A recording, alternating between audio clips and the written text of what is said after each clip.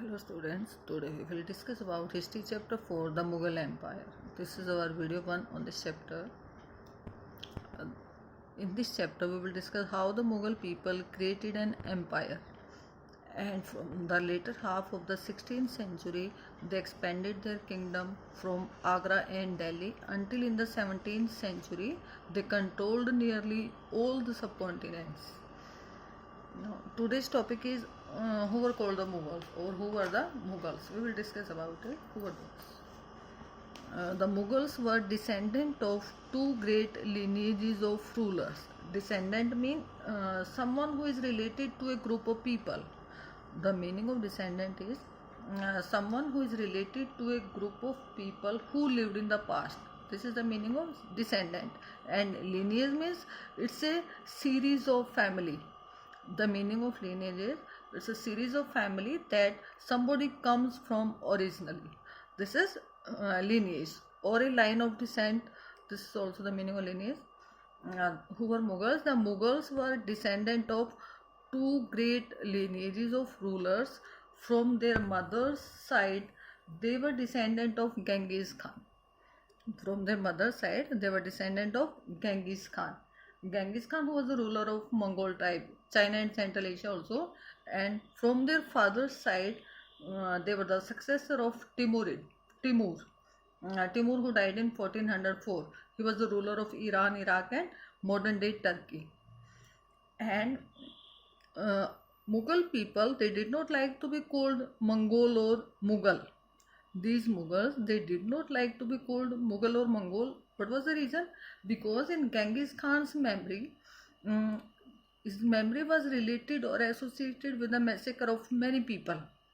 In Genghis Khan's memory, one incident was associated in his memory, that was killing of a number of people.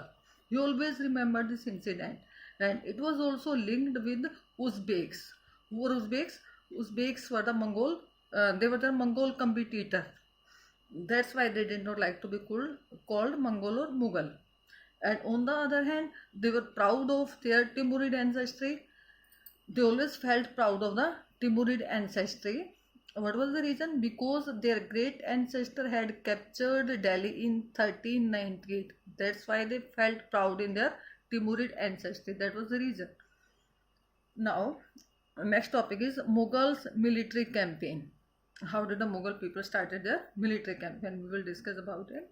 Babur, who was the first Mughal emperor from 1526 to 1530.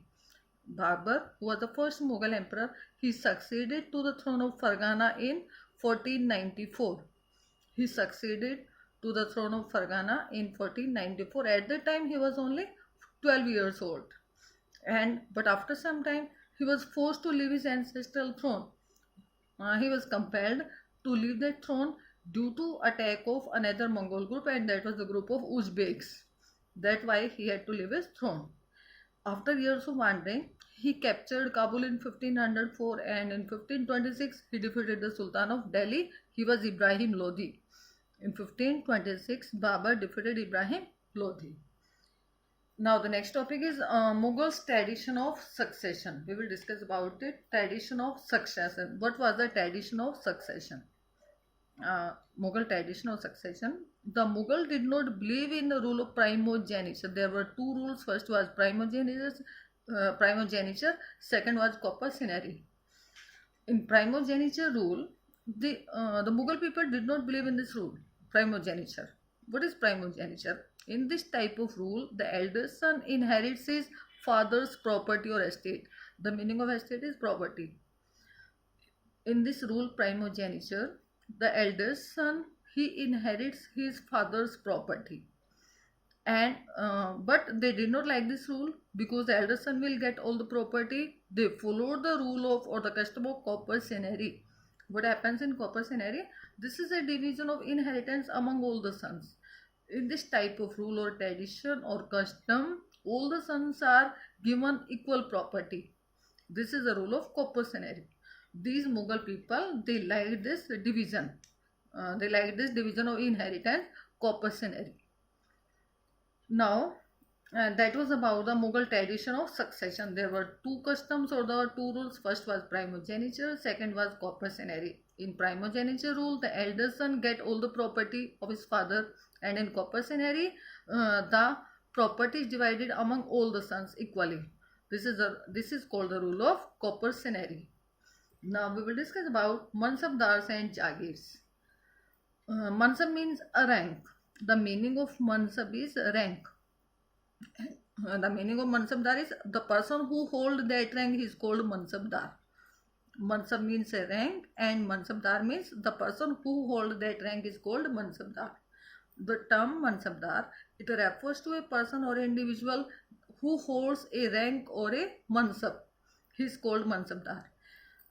And it was a grading system which was used. This grading system was used by the Mughals to fix rank, salary, and military responsibilities.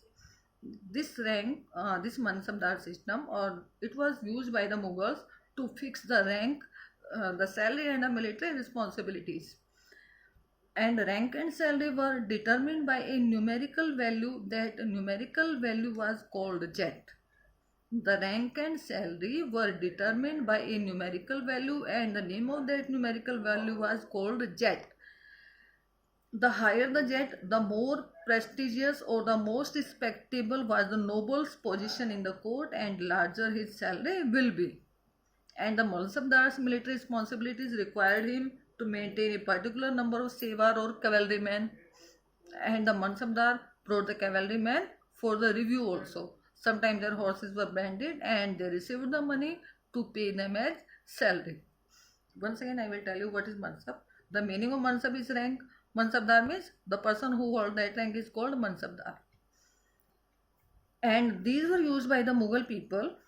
This term Mansabdar, it was used by the Mughal people to fix the rank, salary, and military responsibilities. It was a grading system. Mansab, it was a grading system which was used by the Mughal to fix the rank, salary, and military responsibilities. And after that, Mansabdars were paid land grants. These Mansabdar, those who hold the rank, they were paid land grants which was called Jagir. The Mansabdar which were paid the land grants, that was called Jagir. And they received their salaries revenue which was called assignment, and sometime it was called Ikta. The meaning of Ikta is also land. But unlike Muktis, the meaning of Mukti is who maintained law and order in Ikta, or we can say a person who collect the revenue is called that is Mukti. Unlike Muktis, most Mansabdars did not reside in or administer their land. The only right they had the revenue of assignment which was collected for them by their servants. That was about the Mansabdar and Jagirs.